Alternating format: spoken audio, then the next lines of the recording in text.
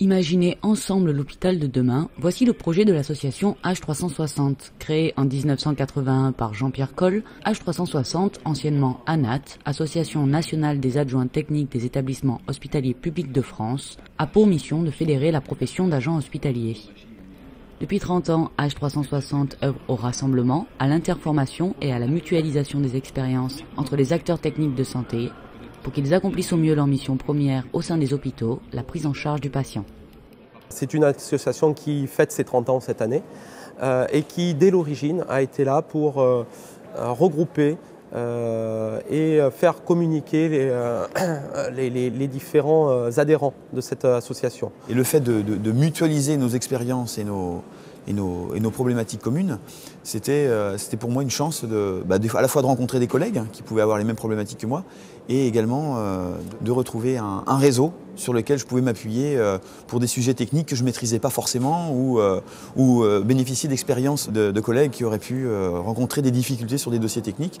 Adhérer à cette association permettait d'avoir des contacts avec des collègues et échanger sur les questions qu'on peut se poser tous les jours sur les problèmes techniques qu'on peut rencontrer ou autres. Quand on a des idées, et notamment moi je souhaite que prôner, je dirais, l'échange, je pense que ce qu'on appelle le benchmarking en anglais est une notion à développer. Ça se voit beaucoup en milieu industriel. Je crois qu'en milieu hospitalier on peut le développer. Pour mener à bien ces objectifs, H360 a fait le choix d'une politique ambitieuse d'échange et d'ouverture à différents niveaux et par différents moyens. On a lancé pour la première fois cette année, au mois de juin, une revue associative qui fait une 50aine de pages, qui s'appelle Échange. La communication, c'est également le site internet H360, donc à la fois pour la gestion des adhérents en ligne qu'on voudrait développer avec Patrice Leger, le trésorier, et également proposer en fait à l'ensemble des adhérents un support technique pour aller chercher des pièces écrites, des exemples de cahiers des charges par exemple, de la documentation relative au ministère ou trouver des publications relatives au monde de la technique hospitalière.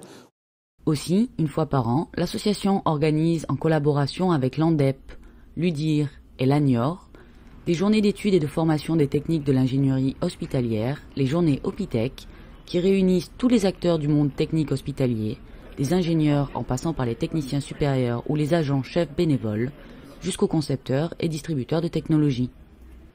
L'intérêt pour un industriel, c'est de pouvoir rencontrer les personnes qu'on n'a pas forcément l'habitude de rencontrer dans l'année, d'entretenir un relationnel avec aussi avec les personnes qui nous sont communes et aussi être au courant de projets, de pouvoir présenter des nouveautés.